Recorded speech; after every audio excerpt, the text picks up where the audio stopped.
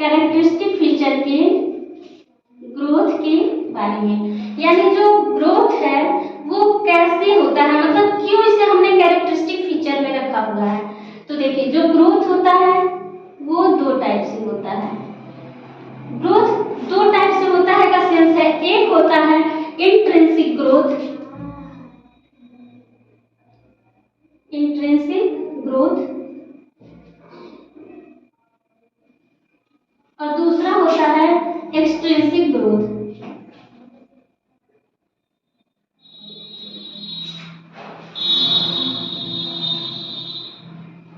Intrinsic growth का मतलब है ऐसा ग्रोथ जो अंदर से बाहर की ओर हो रहा हो, यानी किसी भी सेल के अंदर से जो ग्रोथ होती है उसे हम कहते हैं इंट्रिंसिक ग्रोथ।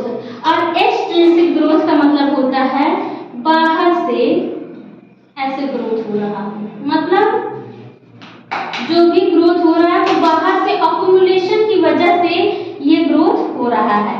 जैसे अब कोई सेल है, अब सेल में ग्रोथ का इंट्रिंसिक ग्रोथ, तो सेल में जो ग्रोथ होगी वो सेल में मास बढ़ने की वजह से होगी। तो देखिए जो ग्रोथ होता है, सबसे पहले हम इसे समझ लेते हैं। जो ग्रोथ होता है ये एक प्रकार का क्वांटिटेटिव क्या होता है,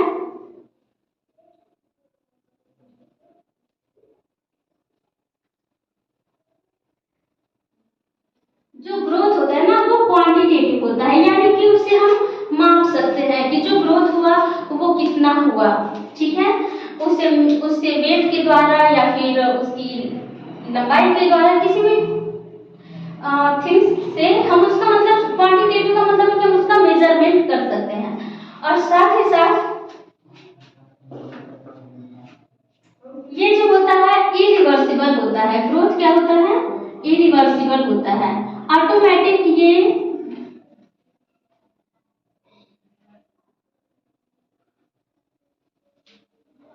जो ग्रोथ होता है वो क्या होता है, इरिवर्सिबल होता है, यानी कभी भी ऐसा नहीं है कि कोई भी ऑर्गेनिज्म ग्रो कर गया और उसके बाद से वो उसकी जो ग्रोथ है वो कम होने लगी, ऐसा बिल्कुल नहीं होता है। तो ये एक प्रकार का इरिवर्सिबल प्रोसेस होता है और ये क्वांटिटेटिव होता है, यानी ग्रोथ को हम मेजर कर सकते हैं।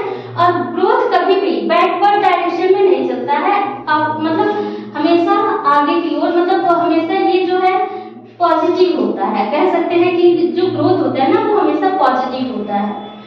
तो देखिए जो ग्रोथ था वो दो टाइप का था, एक था इंट्रिंसिक ग्रोथ, दूसरा था एक्सट्रिंसिक ग्रोथ। तो अब हम पढ़ने वाले हैं इंट्रिंसिक ग्रोथ जो होता है वो किसी भी सेल के अंदर से बाहर की ओर होता है। इंट्रिंसिक यानी कि किसी के अंदर से ग्रोथ हो रही हो उसे हम कहते हैं इंट्रिंसिक। और एक्सट्रिंसिक, एक्स का मतलब है कि किसी भी चीज पे बाहर से कुछ इकट्ठा हो रहा है जिसकी वजह से उसकी ग्रोथ होती जा रही है। तो देखिए जो इंट्रिंसिक ग्रोथ होता है इसके लिए एग्जांपल आएगा कि ये किसमें होता है, लिविंग ऑर्गेनिज्म में होता है। ये किसमें होता है, लिविंग ऑर्गेनिज्म में। यानी जो इंट्रिंसिक ग्रोथ होता है वो सिर्फ और सिर्फ लाइव ऑर्गेनिज्म में होता है, और जो एक्सट्रिंसिक ग्रोथ होता है ये किसमें होता है, नॉन लिविंग ऑर्गेनिज्म में।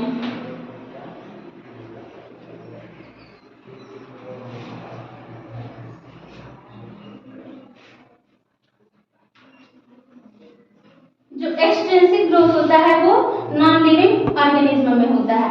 तो देखिए जो लिविंग ऑर्गेनिज्म में इंट्रिंसिक ग्रोथ होता है उसे हम पहले समझते हैं।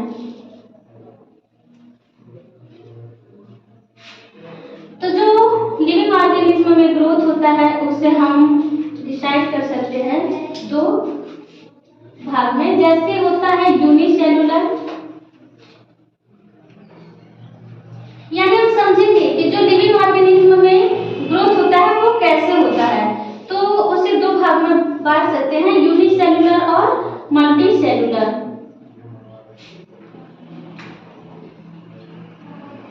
तो देखिए जो यूनिसेलुलर में ग्रोथ होता है, यूनिसेलुलर का मतलब क्या है, यूनि का मतलब सिंगल, सेलुलर का मतलब सेल, यानी सिंगल सेल में जो ग्रोथ होता है वो कैसे होता है।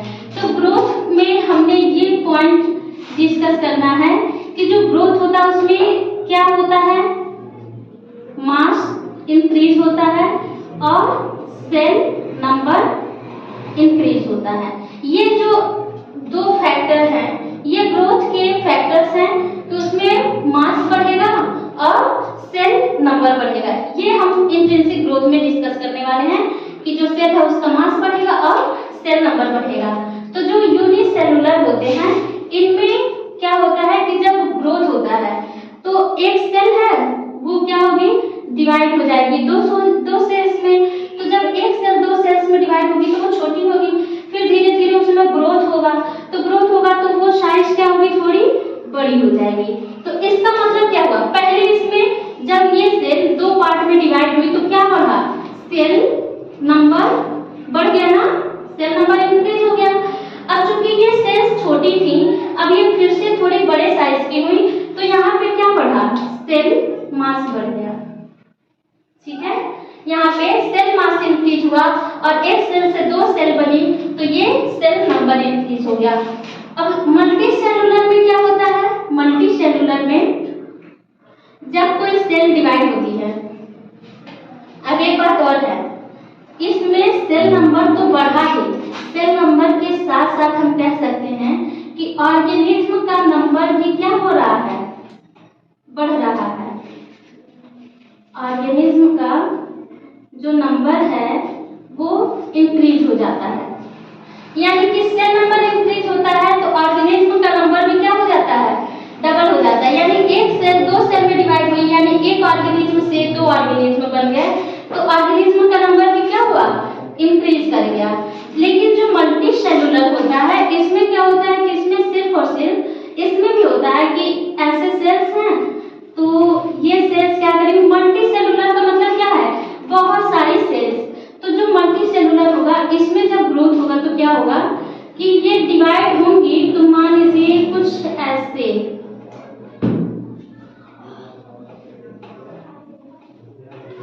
अब ऐसे करके इनमें ग्रोथ हुआ तो सेल नंबर तो बढ़ गई, लेकिन ये सेल क्या है, एक ही ऑर्गेनिज्म के अंदर है, तो कहा जा सकता है कि इसमें सेल नंबर इंक्रीज हुई।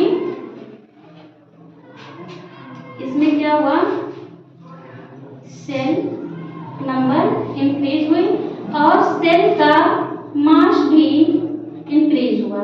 यानी जब इतनी सेल्स थी तो इसका मास कुछ और होगा, जब ये सेल्स डबल हुई तो इसका मास और ज्यादा हो जाएगा। तो सेल मास इंक्रीज हुआ और सेल नंबर भी इंक्रीज हो गया। तो ये था मल्टी सेलुलर में और ये था यूनिसेलुलर में। अब हम पढ़ने वाले हैं कि एक्सट्रिंसिक ग्रोथ क्या होता है। एक्सट्रिंसिक ग्रोथ का मतलब है कि रेगिस्तान में जो रेत के टीले होते हैं, तो क्या होता है कि रेगिस्तान में पूरा रेत होता है, जब हवा चलती है तो पूरा रेत उड़ करके इकट्ठा होते जाता है और किसी एक जगह पे अकुमुलेट होना शुरू हो जाता है।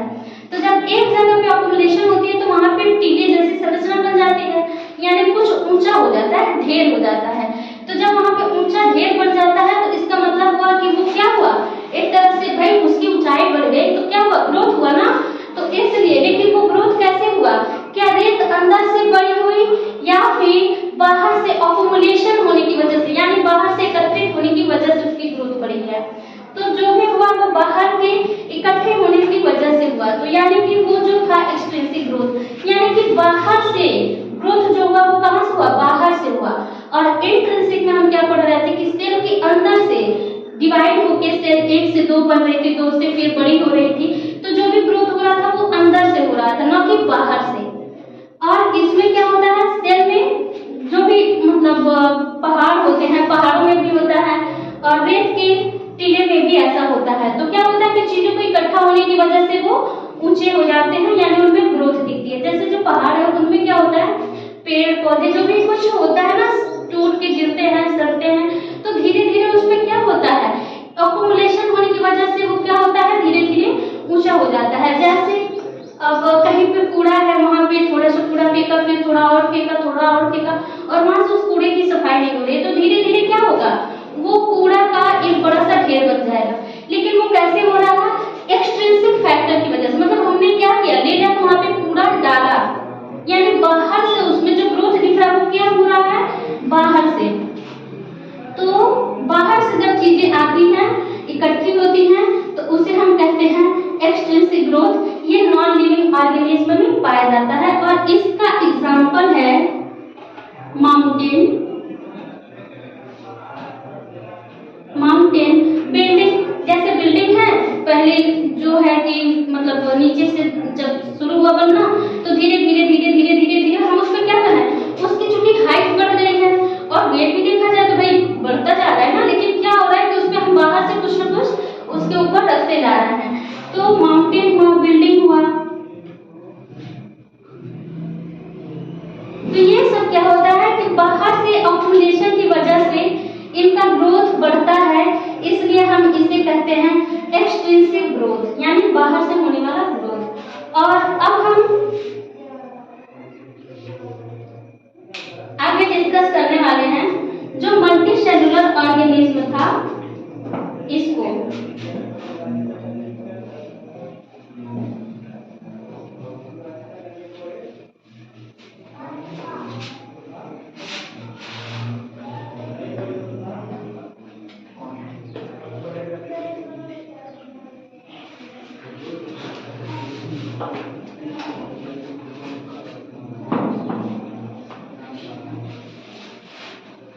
तो देखो जो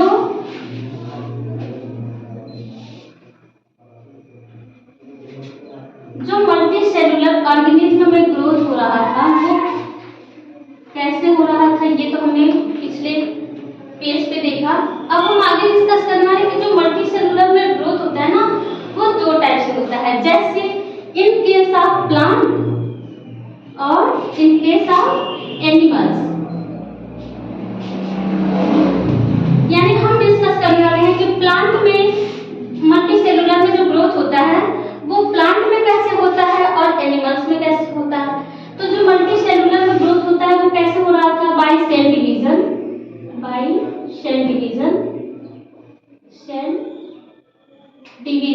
एंड सेल इलॉन्गेशन।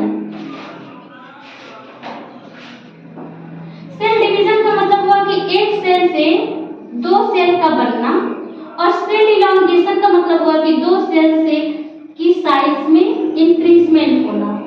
तो सेल डिवीजन और सेल इलॉन्गेशन से मल्टी सेलुलर डिवीजन हम पढ़ने वाले हैं कि एनिमल्स में कैसे होता है और प्लांट्स में कैसे होता है। तो देखिए जो प्लांट में होता है ग्रोथ इसमें लाइफ टाइम होती है। जैसे प्लांट में ग्रोथ जो होता है वो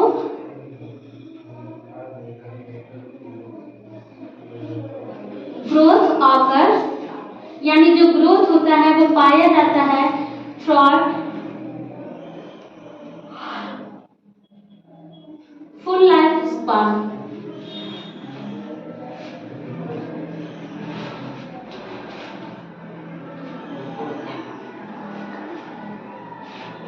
यानी जो प्लांट होता है ना उसमें जो ग्रोथ होता है वो उनकी पूरी लाइफ स्पान तक ग्रोथ होती है। यानी कि किसी भी प्लांट में जो ग्रोथ होता है वो एक प्लांट जब होता है छोटा सा, जब वो पौधा बना तब से उसमें ग्रोथ शुरू हुई और वो धीरे धीरे बड़ा होता जा रहा है और वो तब तक ग्रोथ करता है जब तक उसकी लाइफ स्पान होती है।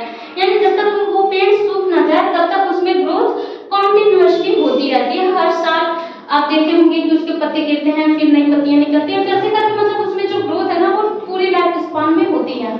लेकिन जो एनिमल्स होते हैं इनमें ग्रोथ एक टाइम पीरियड तक होती है। जैसे ह्यूमन बीइंग में माना जाता है कि 17 से 20 साल के बीच में जितनी भी ग्रोथ होनी होती है हो जाती है, उसके बाद से ग्रोथ चेक हो जाती है। तो फिलहाल हम पढ़ने वाले कि जो ग्रोथ होता है वो एनिमल्स में एक स्पेशल टाइम पीरियड तक होता है। कब तक होता है? एक स्पेशल टाइम पीरियड तक। इसका मतलब क्या है कि बाद में क्या इसमें सेल डिवीजन नहीं होता या सेल इलॉन्गेशन नहीं होता। तो एनिमल्स में जो ग्रोथ होता है, इसे हम पहले पॉइंट लिख लेते हैं कि जो ग्रोथ होता है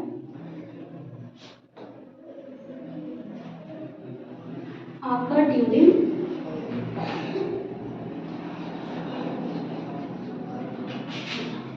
limited time period।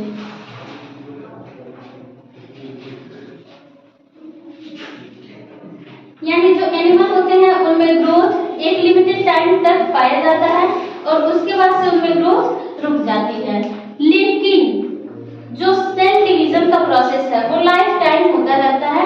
जैसे कुछ टिश्यू में, जैसे कोई टिश्यू है वहां से कोई एक सेल जो हुआ कि डेड हो गई, तो उसको रिप्लेस करने के लिए एक दूसरी सेल आ जाती है। यानी कि एक टाइम पीरियड के बाद जब इसमें ग्रोथ रुक जाती है, ग्रोथ देखने को नहीं मिलती है, तब उसमें सेल डिवीजन होता है और सेल डिवीजन के थ्रू बस रिप्लेसमेंट होता है। यानी जो ओल्ड सेल है वो एपोप्टोसिस एक प्रोसेस होता है जिससे जो कोशिकाएं होती हैं वो मर जाती हैं। तो एपोप्टोसिस या किसी भी वजह से वो सेल अगर जो मर गई या डेड हो गई तो उसके बाद से उसको रिप्लेस करने के लिए एक दूसरी सेल्स आ जाती हैं। जैसे कोई भी ब्लड सेल है तो आप लोग ऐसे सुने होंगे या जानते होंगे कि जो ब्लड सेल होता है उसमें क्या होता है, ब्लड सेल्स में क्या होता है कि 120 दिन का उस सेल का लाइफ स्पान होता है। 120 दिन बाद वो सेल ब्लड सेल क्या होगी, डेड हो जाएगी। तो जब ब्लड सेल डेड हो गई तो क्या आपके अंदर की धीरे धीरे 120 दिन बाद सारी कोशिकाएं मर गई, मतलब कि आपका अंदर कोई ब्लड सेल नहीं बचेगी, ऐसा होना चाहिए, लेकिन ऐसा नहीं होता है। जो आरबीसी की ब्लड सेल्स होती है उसका ये हम बता रहे हैं कि आरबीसी की जो ब्लड सेल्स होती है वो उसका लाइफ स्पान 120 दिन होता है। 120 दिन बाद वो सेल्स डेड हो जाएगी तो क्या उसके बाद से दूसरा आरबीसी सेल नहीं आएगी, आती है। तो इस सेल को रिप्लेस करने के लिए एक दूसरी आरबीसी क्या हो जाती है, उसको आती है। और ये जब डेड हो 120 दिन बाद इसका डेथ हुआ तब तक दूसरी आरबीसी आकर उसको रिप्लेस कर देती है, यानी उसको हटा के खुद उसकी जगह पे आ जाती है। यानी एक तरफ से उसका लाइफ स्पान खत्म हो तब तक दूसरी सेल्स वहां पे जनरेट करती है। तो आज हमने डिस्कस किया ग्रोथ। अब बाकी के टॉपिक्स को हम कल डिस्कस करेंगे।